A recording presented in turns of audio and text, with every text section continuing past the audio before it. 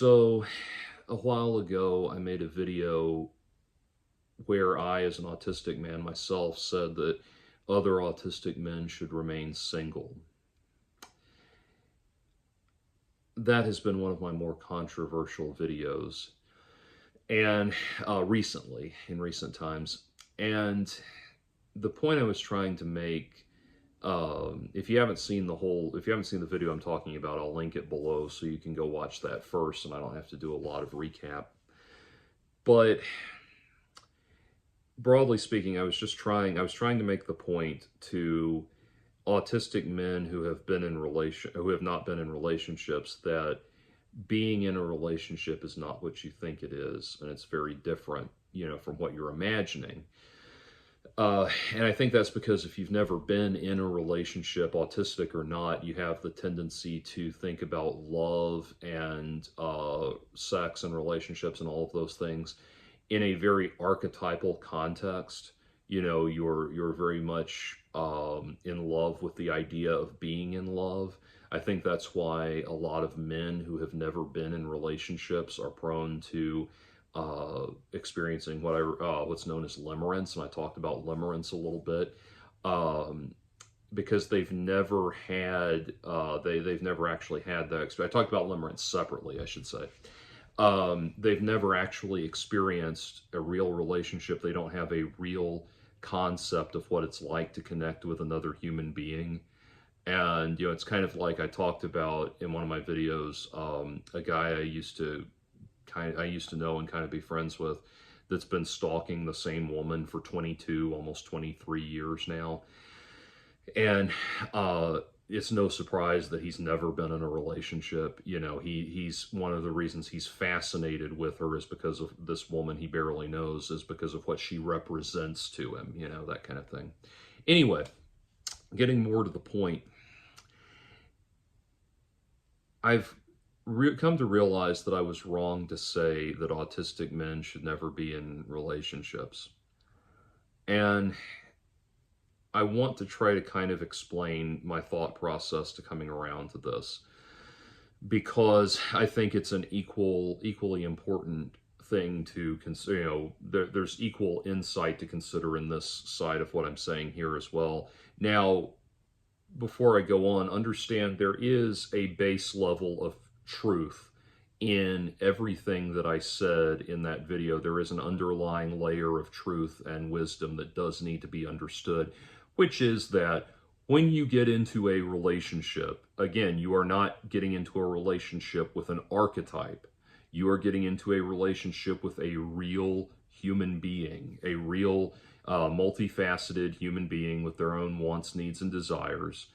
And regardless of what the internet is telling you about finding a trad wife and everything, you are never going to find a wife that is so instantly and automatically and subserviently lockstep in line with everything that you want, that you will never have to consider her wants, needs, and desires. That does not exist. You need to get that out of your head if you think you can actually find that. But as I thought about it, I've been making a lot of good progress in a lot of areas of my life. And, I don't like to talk about, I'll happily talk about things that happened like a decade or more ago that I don't have to, I'm not dealing with the people involved anymore. I don't like to talk about what's going on in my life right now in this very moment too much, beyond, general things, that sort of thing. But there have been a lot of positives in my life as of late, and I've had to reevaluate how I've looked at a lot of things. And one of the things that occurs to me is how I've been dealing with the concept of hope in general. I've been for about 10 years now trying very, very hard to get hope out of my life, as odd as that sounds, an odd of a thing as that is to say, because there are areas in my life that have felt hopeless. And the thing about hope is it's not an a la carte system. You really just either have hope or you don't. You can't really say, well, I'm going to be hopeful in this area and not this area. You can prioritize different things, but Maslow's hierarchy of needs will not allow you to put things aside altogether or give up on the upward trajectory altogether. You know, once your base needs are met, you're going to, you know, want what's on the next tier naturally and everything. And so in my, in my late 20s and early 30s, I went through a lot of things that it was just a long series of devastations that just kept punching me in the face repeatedly. And to such a degree that I just kind of disconnected. And to give you perspective on what I mean by disconnecting, there's one of my favorite movies of all time is the movie Blue. It's part of a trilogy. All three of the movies are of my favorite, or some of my favorites of all time. But it's Blue, White, Red by Krzysztof Kieslowski. And the movies are, each story is a separate contained story in and of itself. You're supposed to watch them in the order of Blue, White, Red because there's a sequence at the end of Red that ties them all together. But they can be viewed in any order. But Blue is the first one, and Blue is about a woman played by Juliette Binoche, who is one of my favorite actresses. Juliette Binoche, she is, at the beginning of the film, she and her husband and child are in a car accident, and she is the only survivor. And she tries to, her approach to dealing with the grief is not to go through the process of grief, it's to disconnect from the process of grief.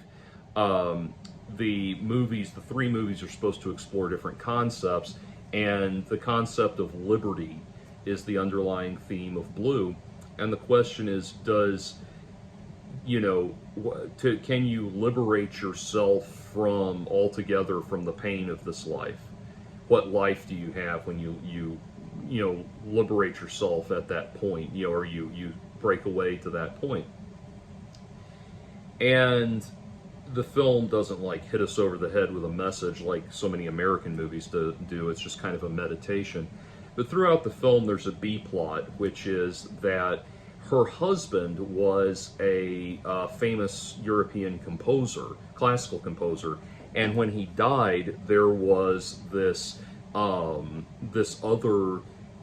piece of music, this new symphony he was composing that was hotly anticipated, and it comes out in the course of the film. It's not a spoiler, but it comes out in the course of the story that she either the female lead of the film either was either helping her husband write the compositions, or she was she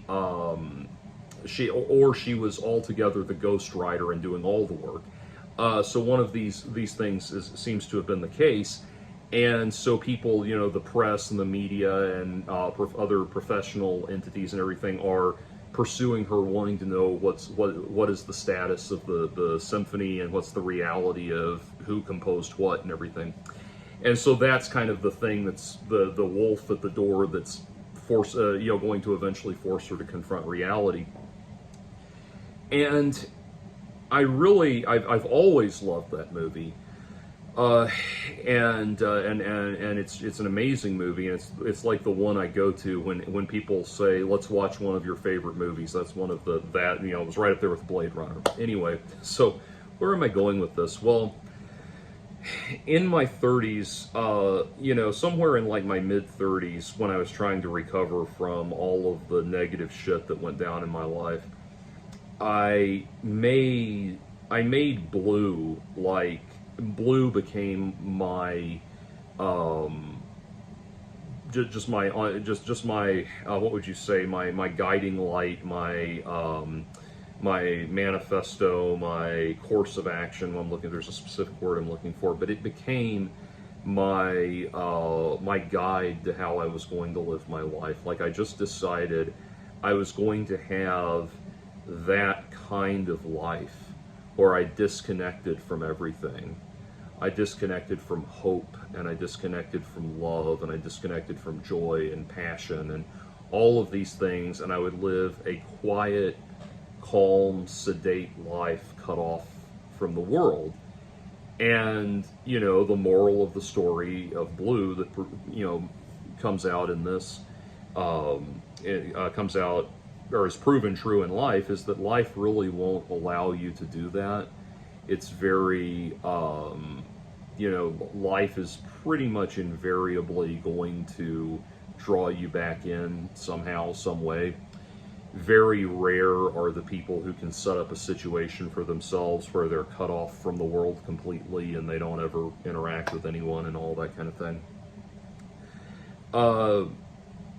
And so what I came to realize was that what I came to realize was, when it came to hoping for love and finding the right woman, I had let go of that for so long. And basically, and you have to understand, I alluded to this in the first video, I've been involved with women that would make Amber Heard look like Bluey's mom. I mean,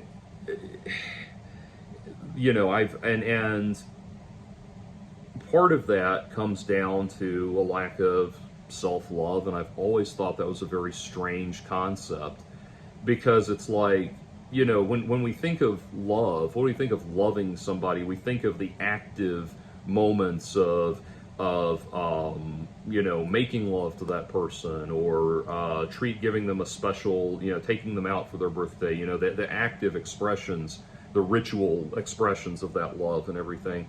And so I always struggled with how, especially, and this is where the autism comes in, how to apply that to myself and to my own life. And because it's like, there's the whole thing of, like, you have to love yourself. No one else is going to love you until you love yourself. And I couldn't figure out how to love myself, so I thought, well, fuck me, I'm done. And then I started to come around to the fact that, come around to the wisdom that it really is, do I have people I care about in this life that if they were on the same self-destructive path that I'd been on, what would I say to them? Well, I'll say to myself the same things I would say to them. And it takes practice. But what's nice is there are people there are very hopefully you'll have people in your life that are willing to help you out in that regard. And, it's like the Beatles said, I get by with a little help from my friends. And in that regard, I finally made peace with the fact that I do want to remain hopeful for love, for a relationship.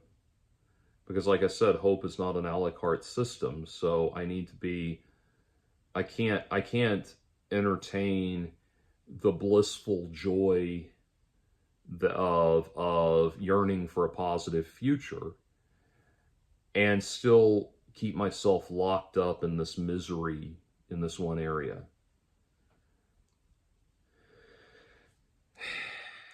On top of that, I am as guilty as anybody else I'm as guilty as anybody else on the internet of falling into the mindset that we all get programmed with. Listening to the internet, where there are these assholes that show up on YouTube and tell you all women want this, all men think this way, all women want this. And the other night, I just happened to get recommended a video that was called, something like why body count or why a woman's sexual history matters to men. And I listened to it, and the guy went off on this whole, I'm not going to bother articulating it because it's not what I think, but this whole long reason of why a woman's body count matters to men. And I just left a message on the video where I just said the only way that body count matters to me is the number of STDs, or the potential for exposure to STDs. But other than that, I don't care. In fact, I know this sounds a little, this is probably going to throw so many memeing assholes for a loop when I say this, but believe it or not, I would actually rather, if I were selecting a woman for a long-term partner, I would rather she have some sexual experience of her own. I would like to know that I would like for the person that I'm getting involved with to know what they're doing, actually know what they're doing in the bedroom and things like that. And it's just, that's a side point, but we have this thing, we have this whole culture now built around Yes Chad and his blue-eyed, blonde-haired, meme girlfriend in the blue and white polka dot dress and everything. And it's just hopelessly, gloriously naive to be looking for that, nor is it something I've ever desired.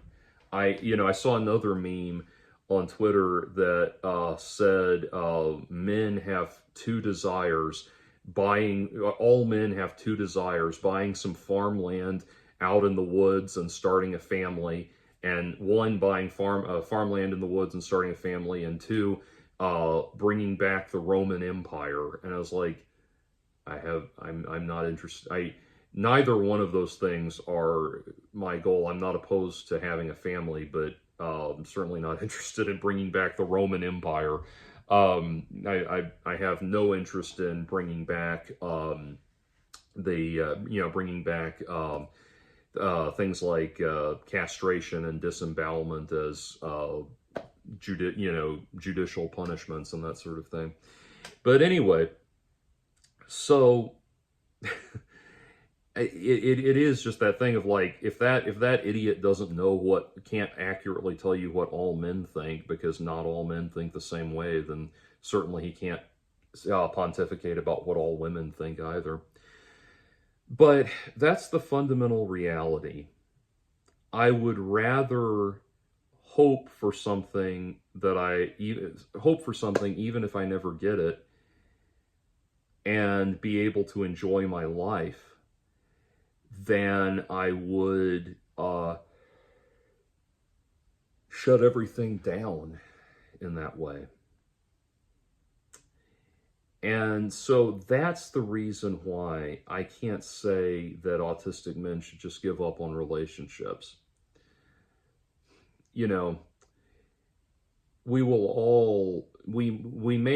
Different people may come to an individual certainty or an individual feeling that they don't want to be in a relationship and that kind of thing.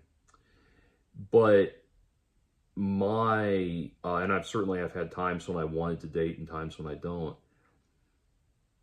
But knowing the underlying, kind of substructure of my thinking that was making me hold that opinion, I really can't stand by it anymore. So that's kind of just a correction of where I'm at.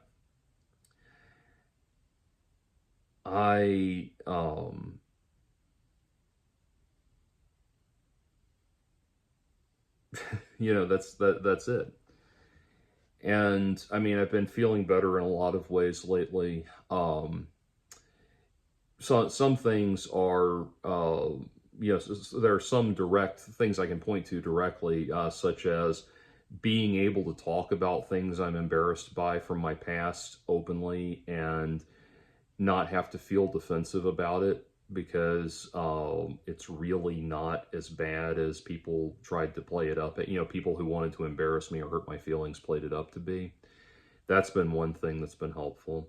Another thing has been that I've been about 90% of the food I eat now is food I cooked for myself. You know, for a long time I would cook for myself here and there, but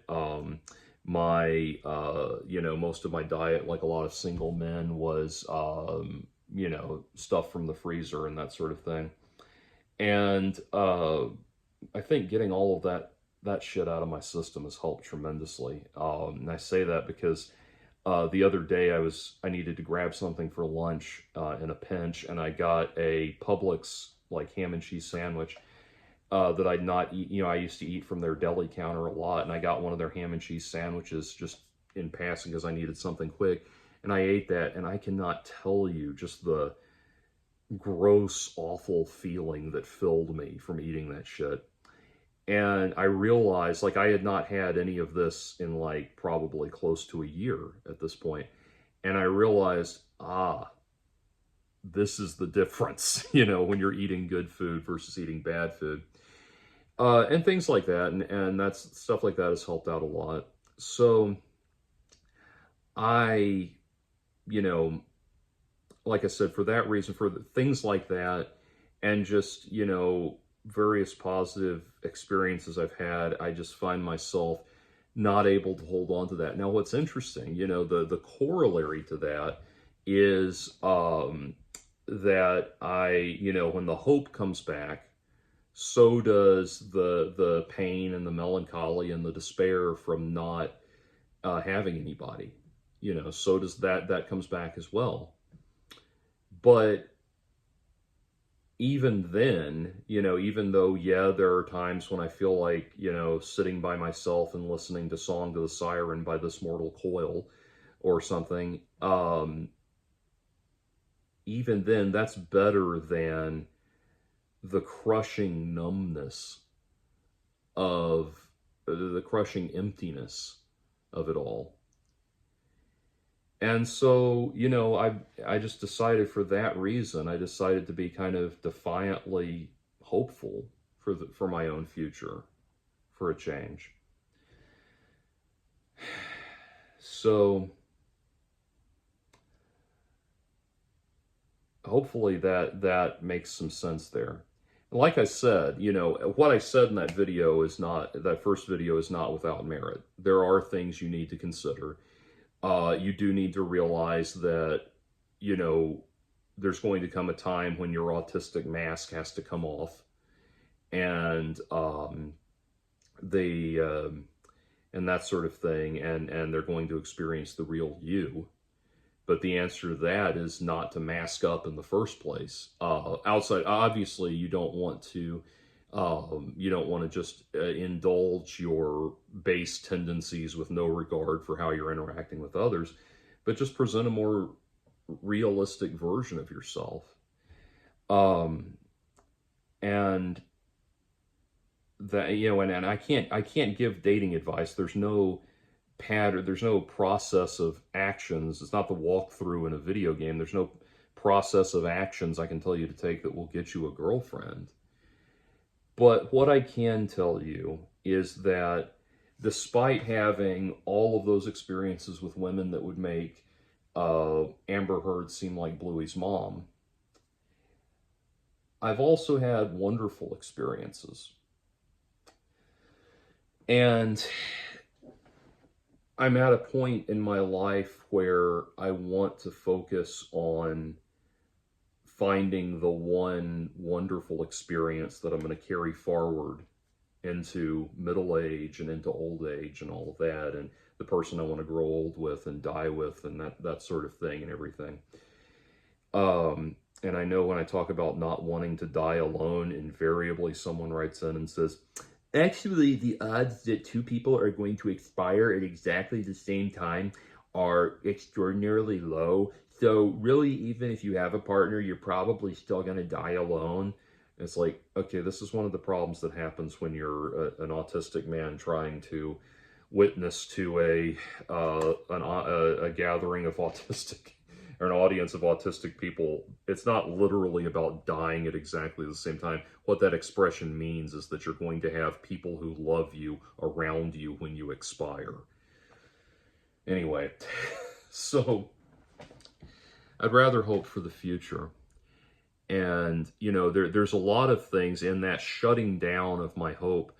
There's a lot of things that I was just trying to not think about, like the fact of, the fact that I'm 40, that I'm going to, that the dating options are become very limited the older you get.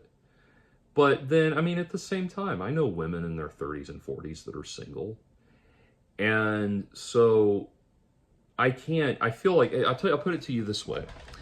I think nowadays, in our YouTube and social media saturated culture where we all exist as a kind of a hive mind, we are given to, like, we've become given to thinking that, like, things can only be, a course of action can only be effective if it's effective for all of us, like we're the Borg or something.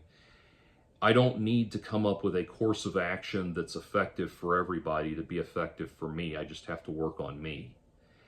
And I do think if I lived in an earlier time when the internet was not so ubiquitous like this, and I know this because I have lived before the internet was this ubiquitous, I don't think I think I would still be more properly focused on what's right for me rather than trying to solve the problem for everybody, which I think is what we're all kind of subconsciously doing when we watch or make videos that are like, this is the right, what women think about this, what men think about this, blah, blah, blah, blah, blah, blah, blah. And that's why, again, it's like I heard Matt Walsh post a video, or in one of his videos, talk about how men want women to be chaste, and chaste as in chaste, chaste. Men want women to be chaste and virginal and all of that stuff, and because they want it to be difficult. They want it to be men want it to be difficult to have sex with women because men want to feel like they've accomplished something and all this stuff. And I'm like, no, actually, quite the opposite. I would like what I would really like to meet is a woman who exercises a reasonable degree of discretion so that she's not letting scumbags and tons of scumbags and losers into her life and into her pants. But at the same time, I don't want it to be overly complicated either. I would like it to I would like the process of seduction to be a very flowing, natural, and enjoyable process. And I don't want it to come with tremendous frustration and aggravation and all of that. I'd like it to be fairly easy. I'd like it to be a lot easier and more pleasant to connect with somebody and formulate a romantic and sexual relationship with them. But anyway, I really have, it's funny, I was out at this one bar I go to a lot, nightclub. It kind of, I usually use the line of demarcation between bar and club as clubs have bouncers and bars don't, and this one has a bouncer. But anyway, I don't know. But anyway, this one place I go to a lot, and a lot of times in the past, in the past, I've gone into situations like that, and I felt very, very, I felt very, very cold and alienated and depressed because I felt like, and this is again that black and white either or thinking that autistics had. I go into it with this mindset of like, if all the women in the bar don't want to fuck me, then there's something wrong with me. And that's a very obviously an overwhelmingly absurd perspective to take. But I was at the bar the other night, and I just started, I thought about, well, like, do I want to have a bad time or do I want to have a good time? And, I can't, finally, my inner voice came back to me and said, let's have a good time. And I started thinking, well, part put it this way, part of me is lamenting the fact that I don't have it in me to just go up and randomly talk to women.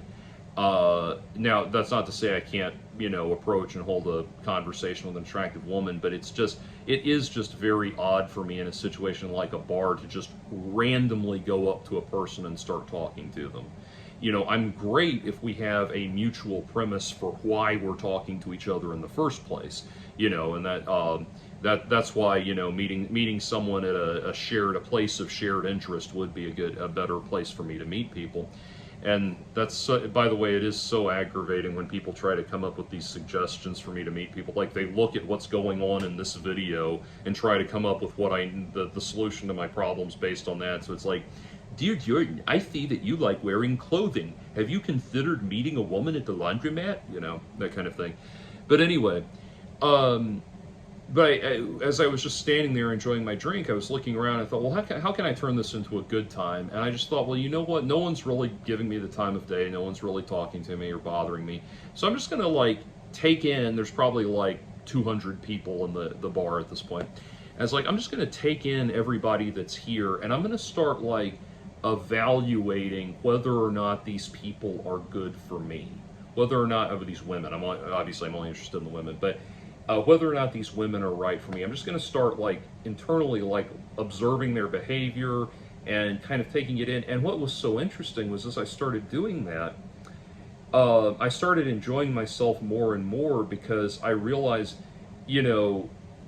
how many of the moving parts went off the board automatically that way, because I'm as my way of thinking, I have to be able to understand all of the moving parts of something before I can move forward with it. And socialization, it's impossible to understand all of the moving parts in a social setting, because everybody is unique unto themselves, so there's infinite multivariant possibilities, that kind of thing. So there's I said, there's about 200 people there, and I was able to push 75 of them probably out of consideration altogether, just by thinking about do I find, how attractive is this person? What is their demeanor like? Do they seem pleasant? Do they seem more intense or less or less passionate? All of that stuff. I just sat there and focused on deciding who all was even, of interest to me. And doing that, I felt so much better, and